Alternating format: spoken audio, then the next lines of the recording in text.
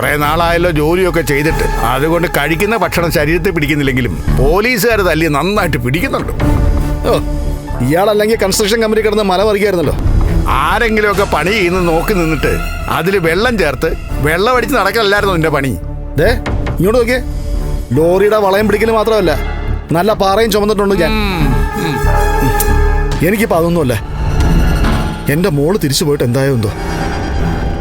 നൂലുകെട്ട് കഴിഞ്ഞ ലക്ഷ്മി കുഞ്ഞിനെയും കൊണ്ട് തിരിച്ചു വരാണ്ടിരുന്നാൽ മതിയായിരുന്നു. എൻ്റെ മോക്ക് അവള് കണ്ണനും കുഞ്ഞുമൊക്കെ ആയിട്ട് സുഖമായിട്ട് ജീവിക്കുന്നത് കാണുമ്പോൾ ചിലപ്പോൾ പഴയതുപോലെ മനസ്സിന് ഇളക്കുണ്ടാവും. ആ സമയത്ത് അവൾ ഓരോന്നിങ്ങനെ ചെയ്തു കൂട്ടുന്നേ. നിന്റെ മോളല്ലേ, അപ്പൊ ഇടയ്ക്കിടയ്ക്ക് വട്ട് വന്നില്ലെങ്കിലേ അത്ഭുതമുള്ളൂ. അവിടെ അങ്ങനെ ഇരുന്ന് പോയി കഴിക്കടോ, അങ്ങോട്ട് പോടോ.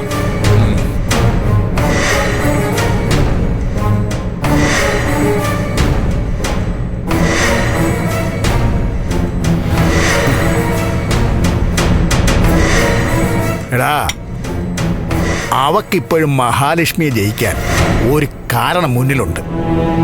ഉണ്ണി പിശുക്കനാണെങ്കിലും അവനും മറ്റുള്ളവരെ പോലെ നടക്കാമല്ലോ. എന്നാ കണ്ണൻ ഇപ്പോഴും വീൽ ചെയറില്ല. ആ പോരായ്മ ചെറുതൊന്നുമല്ലല്ലോ. അപ്പൊ നീ ഇതുവരെ ആ സത്യമൊന്നും അറിഞ്ഞില്ലല്ലേ?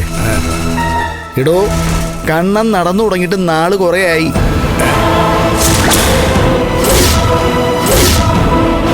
മിഴിച്ചു നോക്കണ്ട. മോഹിനിയുടെ പിറന്നാൾ ആഘോഷിക്കാൻ കണ്ണനും മഹാലക്ഷ്മിയുടെ എൻ്റെ വീട്ടിലേക്ക് വന്നപ്പോഴേ കേക്ക് മുറിച്ച മഹാലക്ഷ്മിയുടെ കഴുത്ത് മുറിക്കാനേ ഞാനൊന്ന് ശ്രമിച്ചതാ. ആ സമയത്ത് അവൻ വീൽ ചെയറിന്റെ ചാടി എഴുന്നേറ്റ് വന്ന് എന്നെ തല്ലി നശിപ്പിച്ചേ. അപ്പൊ ഞാൻ അറിഞ്ഞതാ അവൻ നടന്നു തുടങ്ങിയെന്ന്. എടാ പ്രതാപ, ഇതൊക്കെ സത്യമാണോ? സത്യമാണോ അല്ലയെന്ന് അറിയാൻ നീ ജയിലിൽ നിന്ന് പുറത്തേക്ക് പോകുമ്പോഴേ കണ്ണന്റെയും മഹാലക്ഷ്മിയുടെ നേരെ ഞാൻ ചെന്നതുപോലെ ഒരു കടാരയോട്ട് അങ്ങ് ചെല്ല്. അപ്പൊ അവൻ എഴുന്നേറ്റ് വരുന്നത് നേരിട്ട് കാണാം. എന്റെ മോളോട് ഞാനും അമ്മയും ഈ സത്യം ഇതുവരെയും പറഞ്ഞിട്ടില്ല. പറഞ്ഞാൽ അവൾ വീണ്ടും അങ്ങ് തകരും. എന്തായാലും എപ്പോഴാണെങ്കിലും ഇതൊക്കെ കരണമുള്ള അറിഞ്ഞേ പറ്റൂ. എങ്കിലും അതറിയാത്തിടത്തോളം കാലം അത്രയും സമാധാനം. തോമസ് വൈദ്യന്റെ മരുന്നിന് അത്രയ്ക്ക് ശക്തി ഉണ്ടടാ. ഇപ്പൊ തന്നെ മേഘനും ചെറിയ രീതിയിൽ തലയൊക്കെ അനക്കി തുടങ്ങി. ഈ തോമസ് വൈദ്യനൊക്കെ കണ്ണനെയും മഹാലക്ഷ്മിയെ രക്ഷിക്കാൻ വേണ്ടി അവതരിച്ചതുപോലുണ്ട്. ഇതിനു മുമ്പൊന്നും ഇങ്ങനൊരാളെ പറ്റി ഞാൻ കേട്ടിട്ട് പോലുമില്ല. അയാള് പ്രശസ്തനാ. ഇവിടെ മാത്രമല്ല, നമ്മുടെ സ്റ്റേറ്റിനും രാജ്യത്തിനും ഒക്കെ പുറത്ത് അറിയപ്പെടുന്ന ഒരാളായി തോമസ് വൈദ്യര്. ഇനിയിപ്പോ കർക്കിടകത്തിലായുള്ള വീടുണ്ടല്ലോ, വിദേശികളങ്ങ് കീഴടക്കും. ആ സമയത്ത് മൊത്തം സായിപ്പന്മാരാ അവിടെ. ചികിത്സയ്ക്ക് ചെന്ന അയാൾ രോഗികളോട് ശത്രുതയൊന്നും കാണിക്കാറില്ലെന്നാ എനിക്ക് തോന്നുന്നത്. ഇവിടുന്ന് ഇറങ്ങിക്കഴിഞ്ഞാൽ അവിടെ പോയൊന്ന് കിടക്കാം. ഇനി അങ്ങോട്ട് കർക്കിടകമല്ലേ, കർക്കിടക കഞ്ഞിയും കുടിച്ചോണ്ട് എണ്ണയും കുഴമ്പൊക്കെ ഇട്ട് ഒന്ന് തിരുമണം. അപ്പോ മേഘനാഥം വീണപ്പോഴും എന്തൊക്കെയോ സംഭവിച്ചിട്ടുണ്ടല്ലോടാ.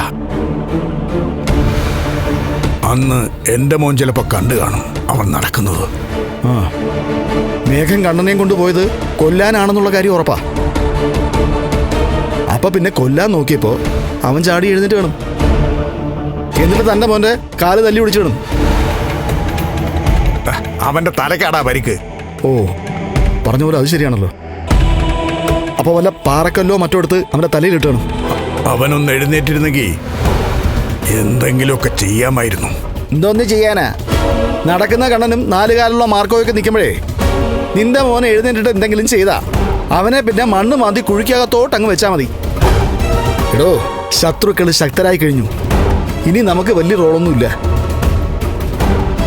ഈ കേസിൽ നിന്ന് നഷ്ടപരിഹാരം കൊടുക്കാതെ എങ്ങനെ രക്ഷപ്പെടാൻ പറ്റും നോക്കാം.